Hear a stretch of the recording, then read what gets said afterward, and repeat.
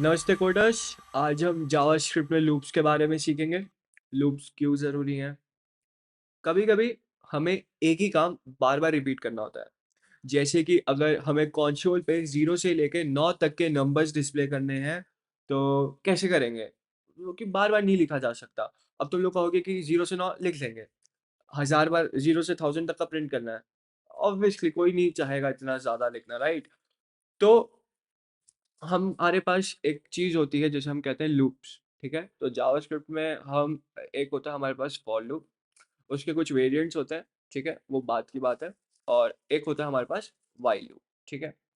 अम, चलिए सीधा code editor पे हम फटाफट से अपना 6th लेक्चर है हमारा, तो फाइल बनाते हैं दो index.html और सीधा चलेंगे, सिंटेक्स देखेंगे और सीखेंगे कैसे किया जाता है। ठीक है, यहाँ पे मैं अपना बॉयलर प्लेट कोड को जनरेट करूंगा, स्क्रिप्ट टैग का यूज करके अपनी जावास्क्रिप्ट फाइल को इस HTML फाइल से अटैच कर लूंगा और गो लाइव पे क्लिक करके अपना इस पेज को ब्राउजर पे खोल लूंगा। ठीक है, फिर हम जाएंगे अपना जावास्क्रिप्ट कंसोल खोलेंगे। अगर आप मैक यूज कर रहे हो तो सफारी पे ऐसे खोला जाता है।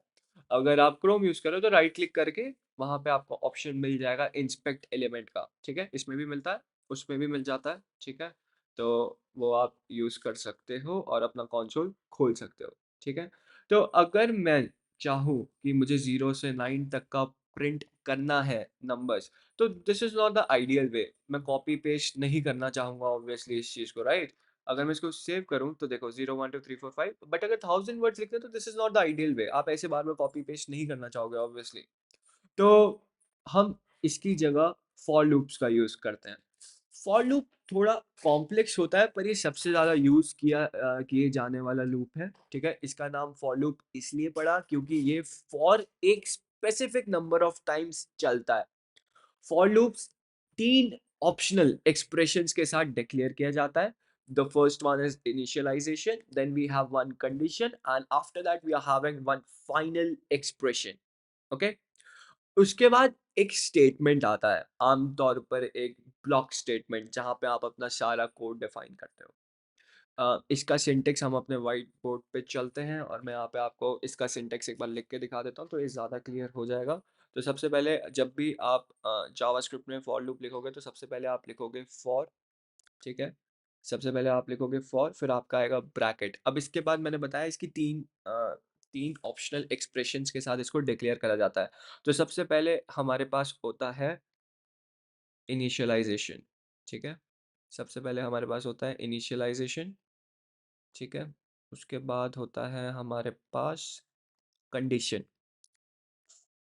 फिर आती है हमारे पास कंडीशन, उसके बाद आता है हमारे पास फाइनल एक्सप्रेशन।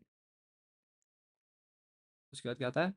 Final expression. फिर उसके बाद जो भी आपको कोड रिपीट करवाना है वो आप कर्ली ब्रेसेस का यूज़ करके करवा सकते हो। तो उसके बाद होता है हमारे पास फाइनल एक्सप्रेशन। ये होता है हमारा फॉर लूप का syntax.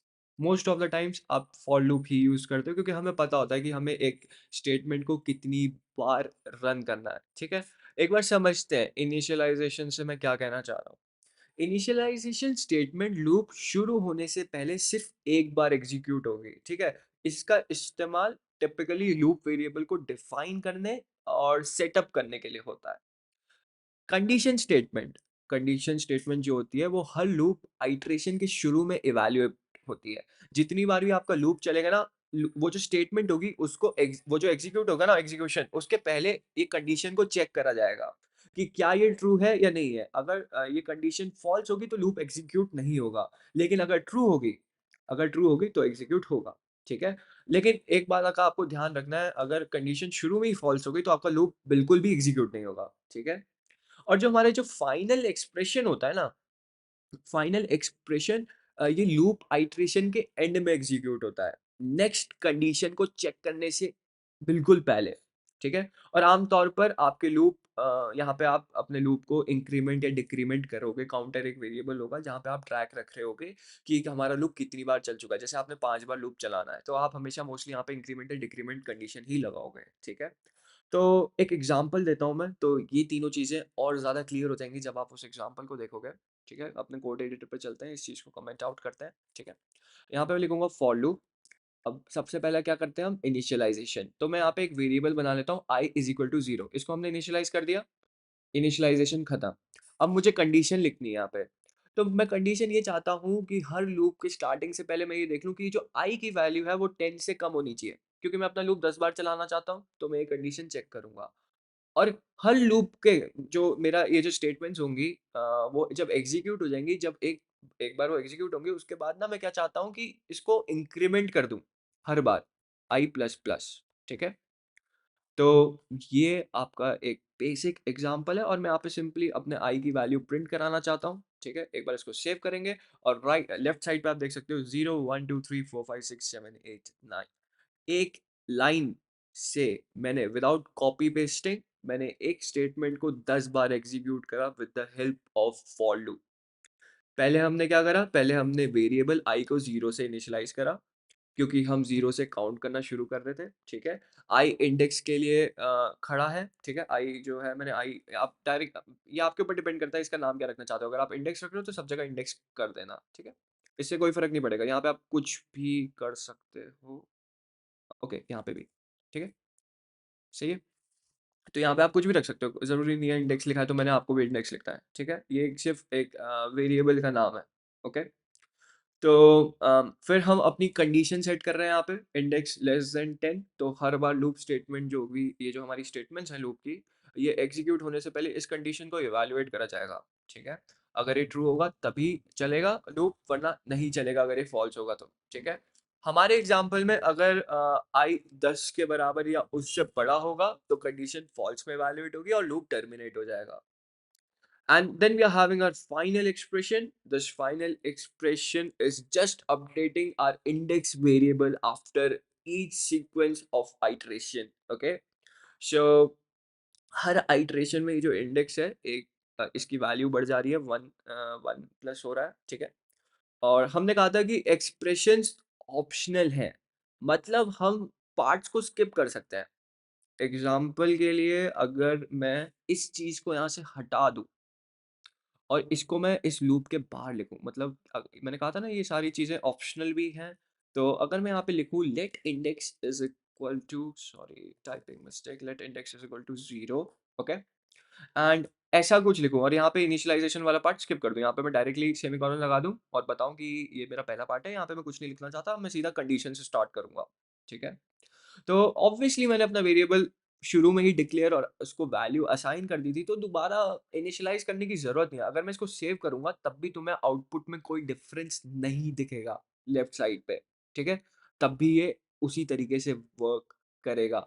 So I hope we are clear with the for loop, and this example is also clear. If you are having any doubts, you can mention those doubts in the comment section. I'll answer them personally. Okay. And let's have a look at one more example, that is infinite loop.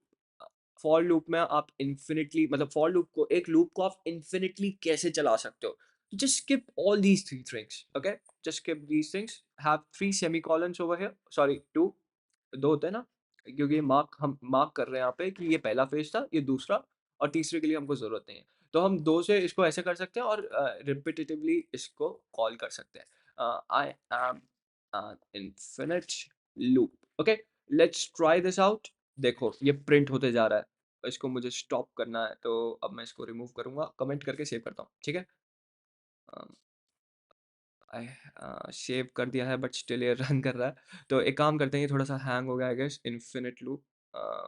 तो make sure कि आप उसको बंद कर दें, वरना इस सारे रिसोर्सेज खा जाएगा आपके सिस्टम के। मैंने जैसे ही रन करा था 16,000 बार वो एकदम से प्रिंट हो चुका था। ठीक है, तो मैंने तो अपना ब्राउज़र बंद कर लिया। आप भी मेक श्योर करना कि आपका भी बंद हो जाए, इन्फिनिट लूप मत चलाना। ठीक है, ठीक है, तो आई गेस हमें ये भी पता चल चुका है कि हम फॉर लूप को इन्फिनिटली कैसे चला सकते हैं। So I guess we are clear with the for loop. Let's move to the next loop, that is while loop. The next part of this video is while loop. While loop को समझते हैं, while loop क्या होता है।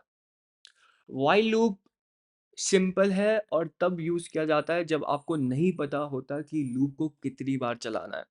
while loop बस एक condition को check करेगा और जब तक वो कंडीशन ट्रू होती रहेगी तब तक ये लूप चलेगा और उसके बाद वो अपने आप स्टॉप हो जाएगा। सो while लूप में बेसिकली सिर्फ एक ही चीज होती है, that is your condition, that's it.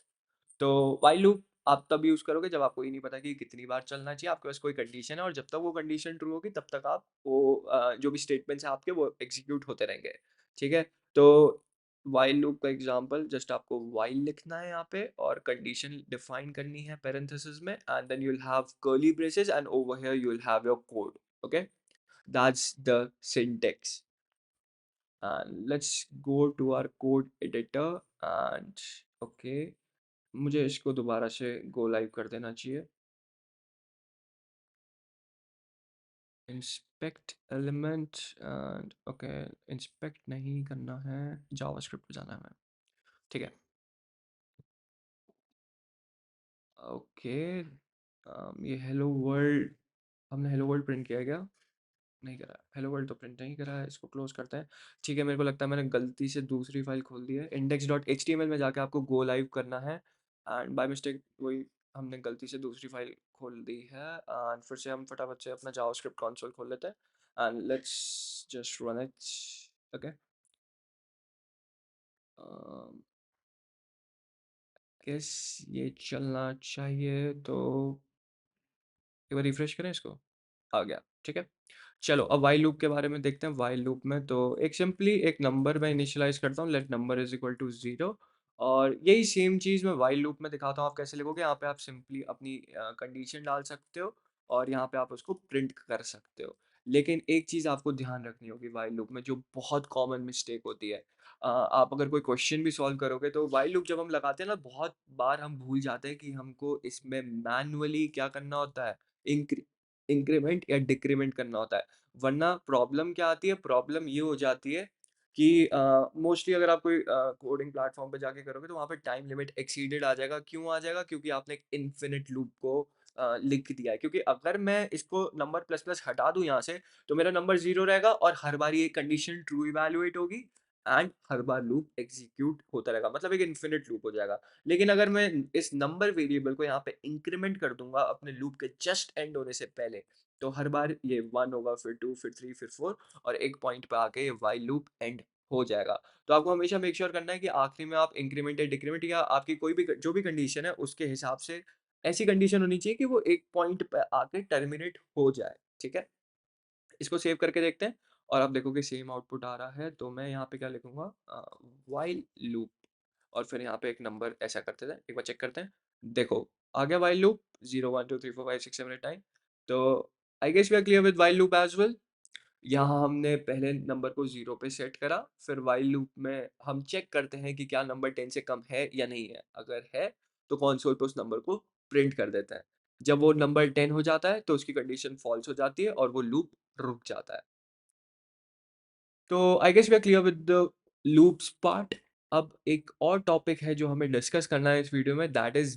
Break and continue अभी ब्रेक क्या होता है अगर आपने पिछला वीडियो देखा है जहाँ पे मैंने स्विच स्टेटमेंट को डिस्कस किया था तो आपको ब्रेक के बारे में तो पता होगा बट कंटिन्यू के बारे में नहीं पता होगा तो एक बार समझते हैं क्या होते हैं दोनों दोबारा से लूप्स में कभी कभी हमें लूप को बीच में ही रोकना होता है या करंट आइट्रेशन को स्किप करना होता है इसके लिए हम ब्रेक और कंटिन्यू कीवर्ड्स का यूज करते हैं ब्रेक कीवर्ड क्या करता है ये लूप को तुरंत रोक देगा लूप को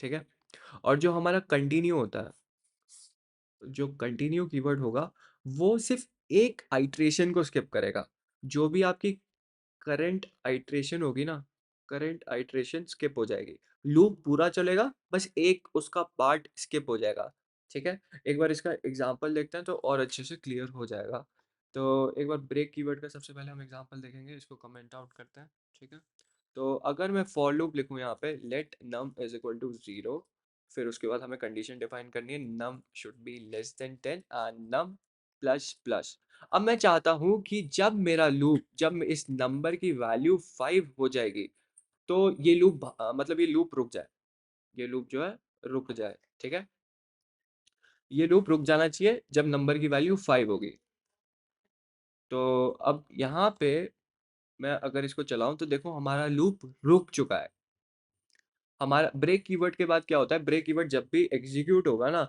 तो वो तुम्हारा लूप के बाहर आ जाएगा। अब ये लूप के बाहर आ गया है, बिल्कुल लूप उसी वक़्त एब्रप्टली स्टॉप कर दिया जाएगा। ब्रेक कीवर्ड क्या करता है? तुरंत रोक देगा। मैंने यहाँ पे कंडीशन क्या डाली? इफ स्टेटमेंट का यूज करके मैंने कहा कि जब मेरे नंबर की वैल्यू 5 हो जाए, ये ब्रेक मैंने यहाँ पे यूज करा, इसका मतलब है कि लूप के बाहर आ जाओ, आगे का लूप नहीं चलना चाहिए। ठीक है?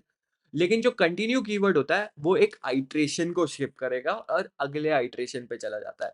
तो अगर मैं ब्रेक की जगह यहाँ पे कंटिन्यू कीवर्ड का यूज करूंगा, तो सिर्फ 5 प्रिंट नहीं होगा, क्योंकि मैंने यहाँ पे कह रखा है ना कि कंटिन्यू कीवर्ड जो होता है हमारा करंट आइट्रेशन को स्किप करता है। करंट आइट्रेशन का मेरा मतलब है कि जो करंट वेरिएबल की वैल्यू है, जैसे नंबर जब 5 है तो कंटिन्यू मतलब इसके बाद का कोड नहीं चलना चाहिए, स्किप हो जाएगा बाद का कोड। और फिर वो अगली आइट्रेशन मतलब जब हमारा लूप एग्जीक्यूट होगा तो उसके बाद जो भी इंक्रीमेंट वाली कंडीशन है, जैसे यहाँ पे इंक्रीमेंट है तो नंबर की वैल्यू 6 हो जाएगी और रेस्ट ऑफ द लूप चलता रहेगा। ब्रेक में लूप रुक जाता है, कंटिन्यू में सिर्फ करंट आइट्रेशन, उसी वक्त की आइट्रेशन जो होगी वो स्किप हो जाएगी और वो लूप जो है नेक्स्ट आइट्रेशन पे चले जाएगा। अगर मैं इसको सेव करूंगा तो हमारी 5 की वैल्यू प्रिंट नहीं होगी, लेकिन बाकी सारी वैल्यूज हमारी प्रिंट हो जाएंगी। तो यहाँ पे तुम देख सकते हो 5 प्रिंट नहीं हुआ है। ठीक है? एक अच्छा इसका और अच्छा एग्जांपल लिखते हैं, if num is equal to 7, तो तुम लोग को और अच्छे से समझ में आ जाएगा। यहाँ पे मैं ब्रेक लिख देता हूँ। तो हमारी जो यहाँ पे मैंने जहाँ कंटिन्यू कीवर्ड लिखा है, वहाँ पे क्या होगा, आइट्रेशन स्किप होगी, लेकिन जो हमारा 7 नंबर है उसके बाद लूप चलेगा ही नहीं जब ये नम की वैल्यू 7 हो जाएगी। अगर इसको मैं सेव करूँ तो तुम देख सकते हो 6 के बाद कोई वैल्यू प्रिंट नहीं हुई और 5 के बाद 6 प्रिंट हुआ है, मतलब 5 वाली वैल्यू का वाला जो आइट्रेशन था वो हमारा स्किप हो गया, लेकिन 7 वाले के बाद पूरा रुक ही गया, लूप के बाहर ही आ गया हमारा कंट्रोल, यहाँ पे आ चुका है। ठीक है? तो आई गेस ये चीज़ें भी क्लियर थी, थोड़ी सिंपल चीज़ें थी। ठीक है? तो इस वीडियो के लिए इतना ही। आज की हमने वीडियो में लूप समझा, लूप्स कैसे यूज़ करते हैं, अपने कोड को ज़्यादा एफिशिएंट और रीडेबल बनाने के लिए इनको कैसे यूज़ किया जाता है। ठीक है? फिर उसके बाद हमने ब्रेक कीवर्ड के बारे में पढ़ा और कंटिन्यू कीवर्ड के बारे में पढ़ा। ब्रेक कीवर्ड एब्रप्टली आपके लूप को स्टॉप कर देगा, ये आप कहीं भी यूज़ कर सकते हो। ऐसा नहीं है कि ये सिर्फ व्हाइल लूप या फॉर लूप में ही यूज़ होगा। जहाँ भी आप कभी भी एक कंडीशनल स्टेटमेंट भी लिख रहे हो, वहाँ भी आप किसी कंडीशन के अंदर इन दोनों का यूज़ कर सकते हो। ठीक है? तो आई गेस ब्रेक और कंटिन्यू क्लियर है। ब्रेक जब भी आपके दिमाग में आ रहा है, ब्रेक मतलब तोड़ दिया, लूप का फ्लो तोड़ दिया है, और कंटिन्यू का मतलब है कि यहाँ से नहीं अगले से स्टार्ट करो, यहाँ आगे नहीं जाना है, दोबारा दोबारा से स्टार्ट करो, आगे की कंडीशंस देखो, ये वाली छोड़ दो। ठीक है? तो अगले वीडियो में हम आगे बढ़ेंगे, फंक्शंस के बारे में समझेंगे, फंक्शंस क्या होते हैं, आर्ग्यूमेंट्स कैसे पास करते हैं, पैरामीटर्स क्या होते हैं, वो सब चीज़ों को देखेंगे। ठीक है? तो that will be all for this video, see you in the next video, bye bye.